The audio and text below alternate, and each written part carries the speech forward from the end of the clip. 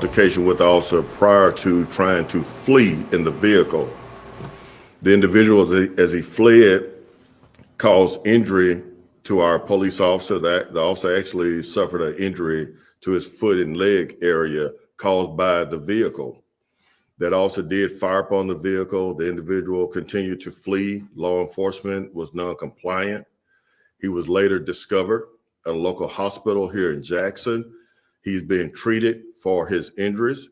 He's expected to fully recover. And I do want to say that I do extend my prayers to him and his family. I expect a speedy recovery from him, for him, and he will be held accountable for his actions, his non-compliance with law enforcement. I want to say that I extend my prayers to the officer involved in this situation. I extend my prayers to his family for them to have to experience this traumatic and emotional situation with him. This officer did suffer an injury.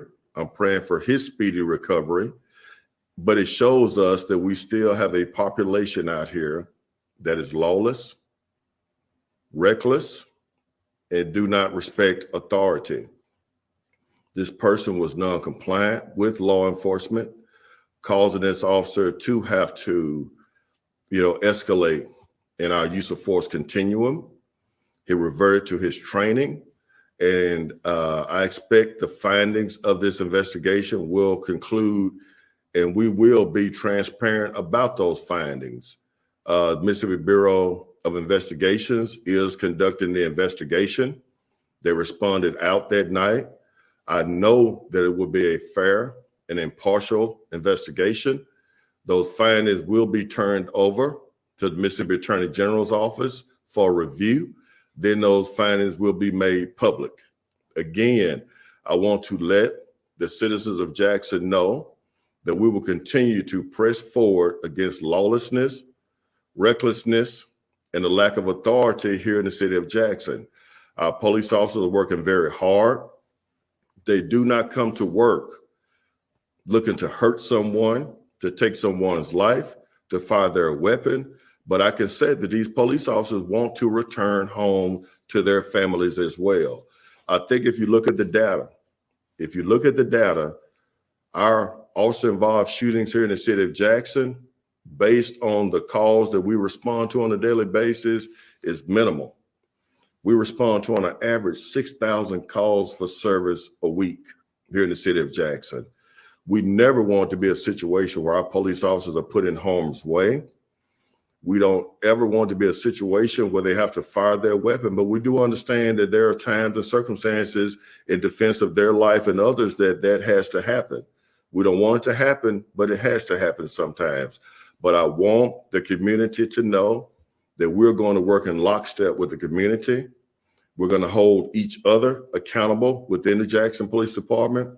We're going to work with Mississippi Bureau of Investigation during their investigation, and we will be transparent with our community at the end of the findings of this investigation.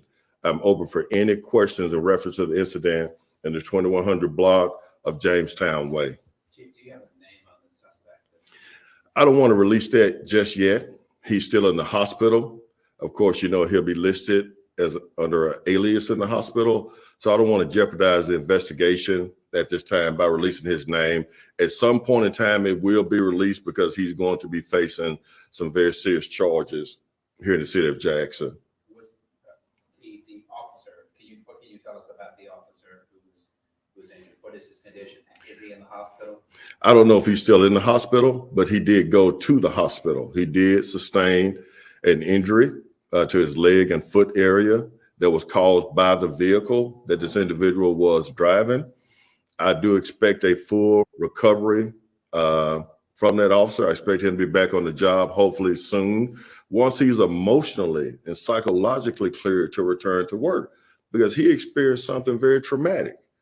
So we want to make sure that he's fit for duty physically, mentally, and emotionally before he's returned to full duty. I reached out to him yesterday. He was in the hospital. He was not able to take my call.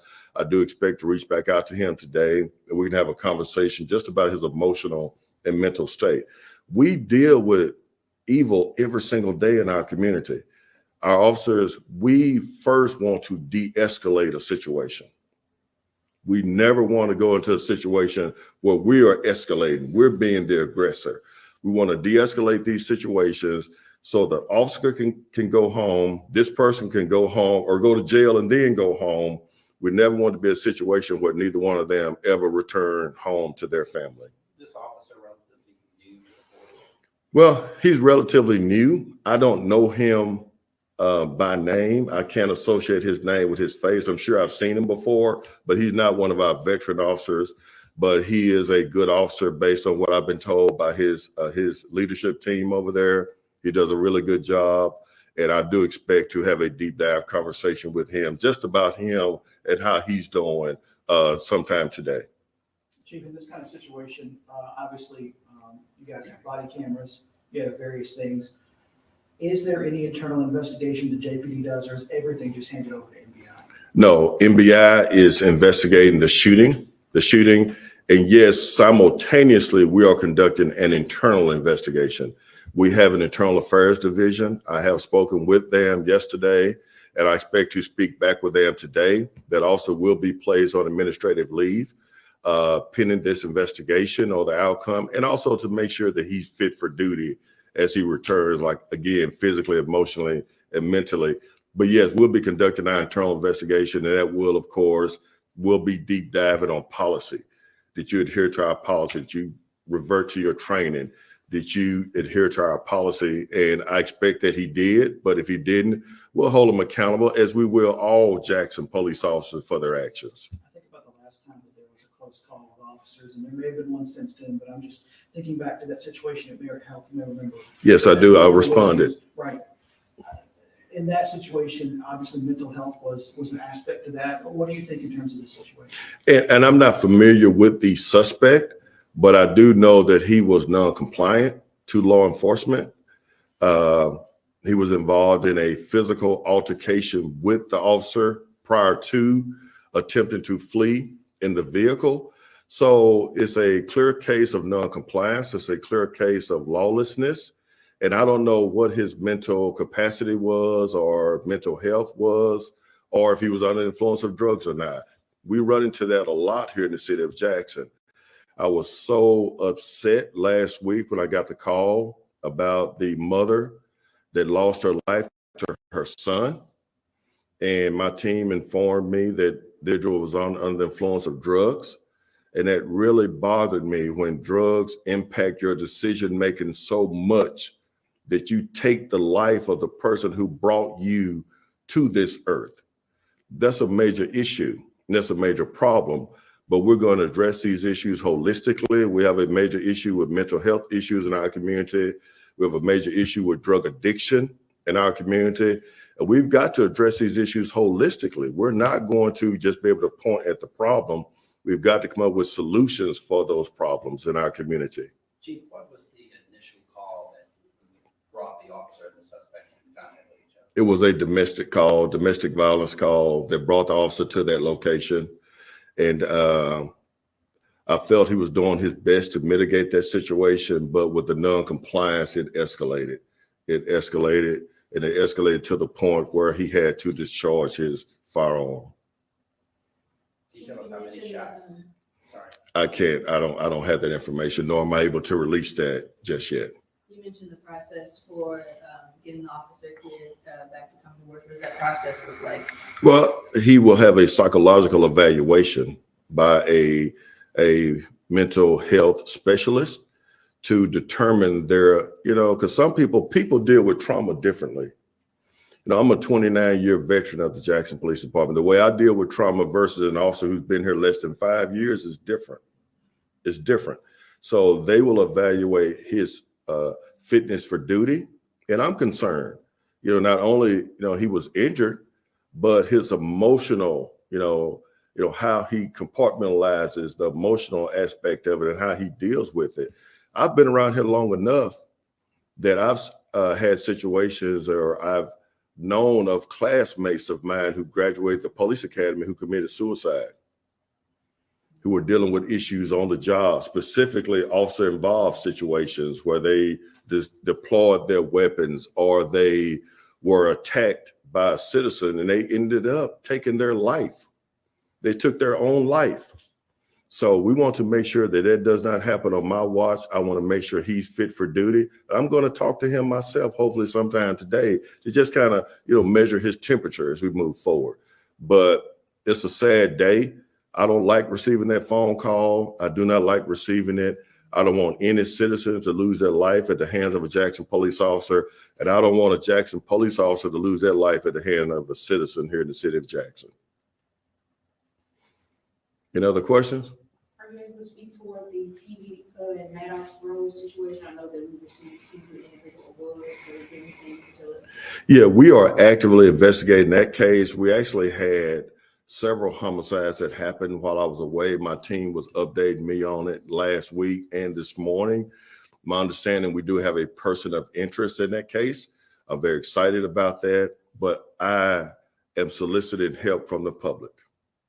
I'm soliciting help from the public. If you have any information about any violent crimes, specifically homicides that have happened here in the city of Jackson, please contact the Jackson Police Department at 601-960-1234 or Crime Stoppers at 601-355-TIPS. We need your information. Like I say before, and I will continue to say, it could be your family next. It's their family now whose loved one's life was taken. It could be your family next if we don't stand up together and hold these individuals accountable for their actions. Chief, can you talk about the department's solve rate at this point? Right now, we're doing really good as far as solvability. Right now, we're at 75% solvability rate.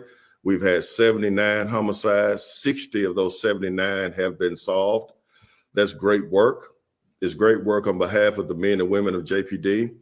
And it's great work on behalf of the community that has stepped up and helped us to solve these particular homicides. So the solve rate is good. I'm very pleased with it, but I would rather these people not lost their life. But if we don't hold the individuals accountable for taking these individuals' life, then they'll do it again. So I'm very pleased with that. And it also leads me into where I was last week. I was in West Virginia at the FBI CGIS building, where they had over 3,000 employees, FBI specialists working on cases across the country, dealing with technology, software.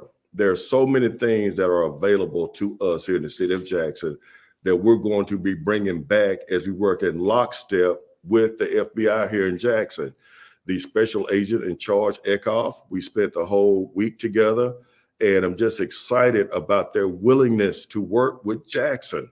We talked about gang activity. We talked about gun violence. The representative from Mississippi Department of Public Safety there, the colonel of the Highway Patrol, Sheriff Tuggle from up in DeSoto County, and they elaborated on all the good things they saw going on here in the city of Jackson. We've got to take that momentum and continue to move forward, but we're not going to do it alone. We're going to lean into our federal resources. We're going to lean into our state resources and county resources. And I'm very serious about that. We are not just trying to send the criminal element to jail for the weekend. We're trying to give them that long haul to get them out of our city, and they will stop plaguing, punishing, and pillaging our community. We're going to work with our federal partners, specifically the FBI, to get these criminals out of our community because they are causing some trauma to these families that they will never get over. This generational trauma. These mothers that sit in these two chairs right here in front of my desk every single week and talk about losing a child to gun violence. Those ladies' life have been changed forever. They're telling me about gang activity. I would be a moron to say we don't have a gang problem, and these mothers are telling me we have a gang problem. The federal government is telling me we have a gang problem. Our state partners are telling me we have a gang problem. We have a gang issue here in the city of Jackson. We're not going to run away from it. We're going to lean into it, and we're going to address it holistically and deal with these individuals in lockstep with the U.S. Attorney. Chief, we've also had over the last few years kind of a stats problem in the city of Jackson. Yes. With regard to crime stats, where does the department stand in terms of getting NIBRS compliant, being able to report those numbers to the state, 42% of agencies across the state right now actually report. So Jackson Yes. is certainly not alone in not doing that. Absolutely. Where are we in the process? And we actually talked about that at FBIC, just about the agencies across the country that are NIBRS compliant. And you're right, it's around 50% in the state of Mississippi as far as NIBRS compliant. We are working on it. We've had a very unique situation that has impacted our ability to report our NIBRS numbers. My understanding, they're looking at an extension, for NIBRS compliance across the state and on the federal level. But we talked about that last week about NIBRS compliance. It's so important for them to be able to track the data of what's happening here in the city of Jackson. We had a very long, in-depth conversation about that. So I definitely understand the importance of it. But what I understand more importantly, CJ, is that when I roll those numbers out, they got to be accurate. And we would do a serious injustice to our citizens by giving you numbers that are not accurate. I don't want to paint this pretty picture when in the background is a very ugly picture. The numbers right now show that our crime is down, but I want to make sure that it truly is, because when you turn on the news at night, that's going to be a hard sell. It's going to be a hard sell. So I want the numbers to be accurate. We're working with our state partners and federal partners to be NIBRS compliant. We just talked about this last week. I talked to my team about it. We're in the process. We've sent up some tests to our test site, the state test site. We did still have some errors, but the unique situation that I'm talking about is that we've changed our CAD systems over the past 5 years. We're on our third CAD system. We're from Cisco to Tyler to now. So now we have to extrapolate this information, then report it to the state, who in turn reports it to NIBRS, the FBI. And if it's not right, it's going to produce an error. And we're not NIBRS compliant. And also it raises an issue to me as to whether the numbers are right. I want to focus on being transparent, but I also want to focus on giving our community the honesty that they deserve. What is the penalty for non-compliance, and why is it so difficult to get the numbers correct? Well, it's difficult because you're not, and I've said this before, it's not similar to Brandon, Pearl, Pelahatchie, these other places. It's not apples to apples. When I talked about those 6,000 calls for service a week, any of those is dealing with felony crime that goes into the NIBRS system. If there's a simple error in the police report, it's going to create an error.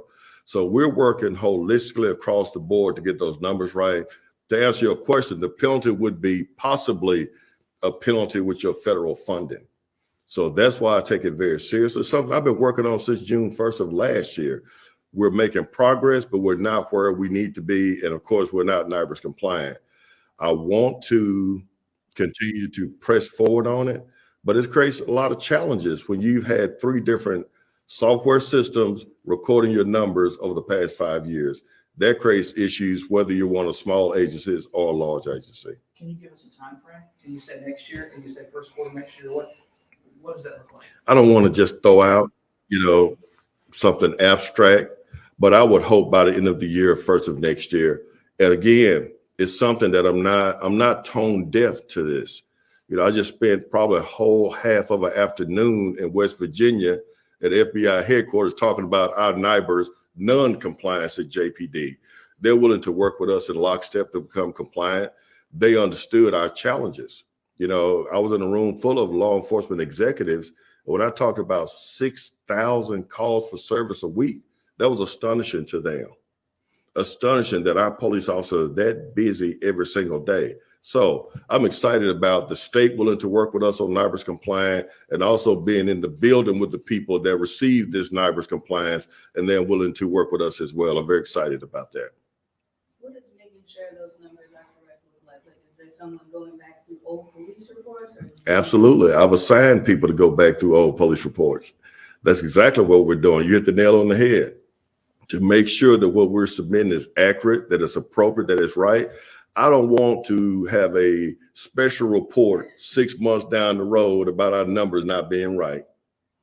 And I'm talking about the media. I deserve to give you the right numbers, the accurate numbers, and you deserve to push those numbers out to the public, because I'm talking to people that are in these communities that are being horrified by the crime that's going on around their home in their neighborhood. They deserve honesty as well. And I want to make sure they get that. I don't want anybody to come back and attack those numbers, because I want them to have vetted the state's NIBR system and the federal NIBR system once we roll them out. Any more questions? All right, we have a barricaded subject at 5,000 Ridgewood, North Jackson, and we're about to respond up there. We have a kidnapping warrant for him. The U.S. Marshals, along with our officer assigned to the U.S. Marshals Task Force, went to that location to apprehend him. He's non-compliant. Again, unfortunately, another non-compliant individual, and we received information that he has a weapon and he's barricaded inside this location. And we have deployed our SWAT team to go to that location. All right. Thank y'all. Thank y'all. That's it too. Hello, everyone. This is Kara Shirley here with WLBT Plus. You just heard from Chief Joseph Wade there talking about the officer-involved shooting that happened here in Jackson over the weekend. It happened on Sunday. So what Chief Wade let us know there is the officer-involved shooting happening at 2100 Jamestown Way, or the 2100 block of Jamestown Way. And if I have that pulled up for you, so you can see it on the map here. Let me get that for you. Here we go. So where the green dot is here in the center, this is Jamestown Way right here. See, we have the at-home store there. This is on Ridgewood Road and East County Line Road. So this is Jamestown Way. This is where the officer-involved shooting happened. So what happened? The reason why officers were there in the first place was they got called for a domestic violence call. So they arrived. The suspect was non-compliant and got into an altercation with the officer. He did attempt to hit the officer with his vehicle. The officer was injured in his leg and foot area, according to the chief, and was taken to a local hospital. The officer did open fire on the suspect in the vehicle. The suspect was hit. He was taken to a local hospital with non-life-threatening injuries. He is expected to recover, and once he recovers and gets out of the hospital, he will be facing the consequences of these charges with the Jackson Police Department. So MBI is investigating this shooting, but Jackson Police Department is also doing their own internal investigation. And according to Chief Wade, officer-involved shootings are minimal here in Jackson. So they have not yet released the name of the suspect. They will be doing that later, but they're not doing it yet. Before the officer comes back to work, he will be on administrative leave while an investigation is done by Mississippi Bureau of Investigations. And they also want to make sure that he is, according to Chief Wade, physically, emotionally, and mentally ready to return to work. He is a newer officer. We have not yet gotten the officer's name, but the Chief Wade did say that he is not one of the veteran officers there at JPD. He is a newer officer, but according to those over him, he is a good officer. He is one that does like he is supposed to do. Basically, that they have nothing but good things to say about him. But again, he is on administrative leave, and that is simply because of the type of crime, or not crime, but the type of situation that happened. Anytime an officer-involved shooting happens, there has to be an investigation done by an outside source, which is Mississippi Bureau of Investigations. And once they complete their investigation and release the findings, if the officer is not found to be doing wrong in this situation, he will be able to return to work. So they talked also about the homicides here in the Jackson area. It says right now we are at 79 homicides for the year. However, out of those 79 homicides, 60 of them have been solved. There's a 75% solve rate here in Jackson, which is pretty high, especially when you compare it to the national average of around 50%. So Chief Wade also stated in the press conference, as we're not trying to send a criminal element here to jail for just the weekend. We are trying to give them the long haul. What Chief Wade is saying, there's that when they do get criminals arrested, when they do take them to jail, they don't want it to be just a slap on the hand. He is working with the legal system here in Jackson to make sure that these criminals, when they go before the judges, that they are receiving the punishment that is adequate for the crimes that they committed. So that is what we have right now. He also mentioned that there's a situation happening right now on Ridgewood, which I actually just showed you. That Ridgewood Road doesn't look to be too far from where Jamestown Way is. And the 500 block of Ridgewood said a subject is barricaded himself inside of a home. He does have a SWAT team and U.S. Marshals out there. They were attempting to serve an arrest warrant, and this individual has barricaded himself. So we're going to get some more information on that. We will bring that to you in just a little bit. I will be back here at 1 o'clock for WLBT Plus, doing the digital news desk, giving you an update on the situation that the chief just informed us on and other things going on here in our community. So join me then, 1 o'clock for WLBT Plus. Thank you, guys.